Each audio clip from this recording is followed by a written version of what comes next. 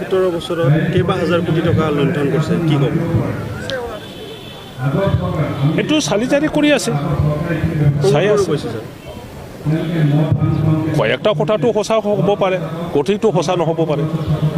ইতিমধ্যে কেলেংকাৰী কৰাটো আপুনি স্বীকাৰ কৰে? সেইটো কেলেংকাৰী নকয়, সেইটো হ'ল গভৰ্ণমেণ্টে এটা কণ্টিনিউৱাছ প্ৰচেছ। আজি আপোনাৰ চৰকাৰ আহিব, কালি বেলেগৰ চৰকাৰ আহিব, গতিকে সেইবোৰ চৰকাৰৰ যিটো প্ৰচেছ অফ এডমিনিষ্ট্ৰেশ্যন আৰু এইটো জানিব লাগে, বুজিব লাগে।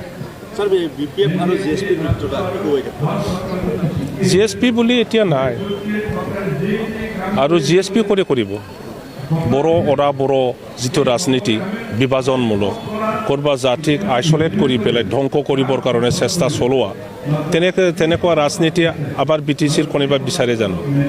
আজি যদি চব জাতি গোষ্ঠী একগোট হৈ পেলাই অসমীয়া জাতি ধ্বংস কৰিব লাগে, তেনেকুৱা যদি অসমীয়া ৰাজনীতি কৰে, অসমীয়া জাতিৰ কাৰণে সেইটো কল্যাণমূলক হয় জানো? গতিকে মই ভাবোঁ BTCৰ এই বড়ো ৰাজনীতি এতিয়া নাই।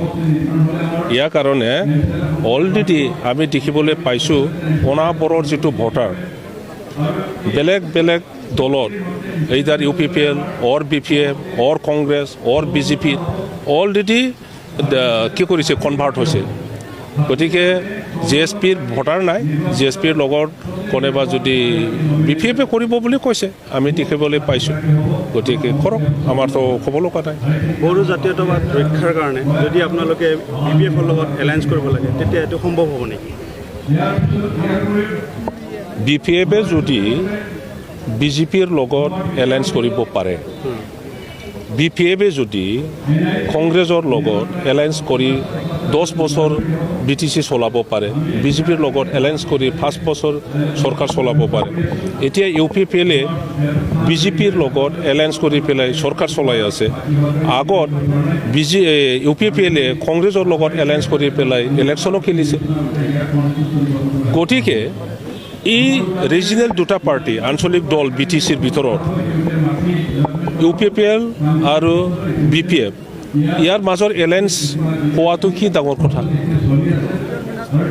হ'ব নোৱাৰে, এইটোতো কথাই হ'ব নোৱাৰে। আপুনি কংগ্ৰেছৰ লগত এলায়েন্স কৰিব পাৰে, আপুনি BJPৰ লগত এলায়েন্স কৰিব পাৰে, আপুনি অন্য দলৰ লগত এলায়েন্স কৰিব পাৰে, কিন্তু এই দুটা আঞ্চলিক দলৰ মাজৰ এলায়েন্স কিয় নকৰে, কিয় কৰিব নোৱাৰে? এই পচিবিলিটিটো নকৰাটো ভাল।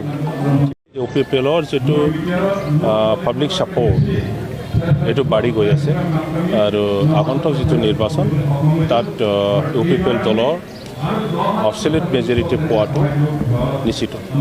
দিলীপ শইকীয়াই ছাৰ ঘোষণা কৰিছে এককভাৱে ইলেকশ্যন খেলিব। সব দলৰে নিজৰ এটা প্লেনিং পলিচি নাই জানো? BPFৰ নিজৰ প্লেনিং আছে, পলিচি আছে, UPPLৰো আছে, কংগ্ৰেছৰো আছে, ঠিক তেনেকুৱা BJPৰো আছে। চবেই ইলেকশ্যনত নামিব BTC শাসন কৰিবৰ কাৰণে। UPPLে আমি নামিম, আমিও চেষ্টা চলাইছোঁ, এইবাৰো BTC আমি শাসন কৰিম। BJPও চেষ্টা চলাইছে, কংগ্ৰেছৰ চেষ্টা চলাইছে, আৰু BPFও চেষ্টা চলাইছে। গতিকে ইয়াৰ কাৰণে নিজাববীয়া এটা প্লেনিংটো ল'ব। কিন্তু আপোনালোকে চাব, আমাৰ BTCৰ ৰাজনীতিক ইতিহাসটোহে অলপ চাব লাগিব না, এনালাইচিছ কৰাৰ জৰুৰী না, যে কেতিয়া কোন দলে ছিংগল ইলেকশ্যন কৰি পেলাই BTC শাসন কৰিব পাৰিছে। আপুনি চাব, BPFে যোৱা 15 বছৰত 10 বছৰ কংগ্ৰেছৰ লগত এলায়েন্স নাছিল জানো? কংগ্ৰেছে ইয়াত কেণ্ডিডেট দিছিল জানো? এজন দুজন দিছে, কিন্তু সব সমষ্টিত BPFৰ ছাপৰ্টটো কৰিছিল, মানে এলায়েন্স আছিল। 5 বছৰ BPFে BJPৰ লগত আছিল, এলায়েন্স আছিল। BJPয়ে এজন দুজন কেণ্ডিডেট থিয় কৰাইছে, বাকীবোৰৰ সব BPFক সমৰ্থন কৰিছে, মানে এলায়েন্স কৰিছে। যোৱাবাৰ 2020 চনৰ যিটো ইলেকশ্যন, UPPL আৰু BJPৰ মাজত ডিক্লেয়াৰ এলায়েন্স হোৱা নাই, কিন্তু আণ্ডাৰষ্টেণ্ডিঙৰ সহায় সহযোগিতা কৰিছে। গতিকে সিহঁতে আণ্ডাৰষ্টেণ্ডিঙত বা ভিতৰীয়াভাৱে যি এলায়েন্স কৰি পেলাই ইলেকশ্যন খেলিলে ইয়াৰ কাৰণে সিহঁতে আজি শাসন কৰি আছে গতিকে আগন্তুক দিনত কোনোবা যদি চিন্তা কৰে আমি নিজাববীয়াকৈ পাৰিব সেইটো ভুল সিদ্ধান্ত হ'ব BPFে চেষ্টা চলাই আছে বিজেপিৰ লগত এলায়েন্স কৰিবৰ কাৰণে হয় না নহয় এইটো যদি নহয় কংগ্ৰেছৰ লগতো এলায়েন্স কৰিবৰ কাৰণে তেখেতসকলে চেষ্টা চলাই আছে তেনে ক্ষেত্ৰত বিজেপিৰো কিবা এটা সিদ্ধান্ত আছে আমাৰ UPFলৰ আমাৰ নিজাববীয়া সিদ্ধান্ত আছে এইটো সময়তহে ক'ব সময়হে ক'ব বিজেপিৰ লগত আপোনালোকৰ মিত্ৰ দল তেখেতসকলে যদি একপক্ষীয় নিৰ্বাচন খেলে তো আপোনালোকৰ ক্ষতি হ'ব নেকি একো ক্ষতিটো নহয় কিন্তু দুটা পাৰ্টি থাকিলে একেলগে থাকিলে বলটো বাঢ়ি যায় এইটোহে কথা বিজেপি ষ্ট্ৰং কিন্তু UPFলৰ সহায় যদি পায়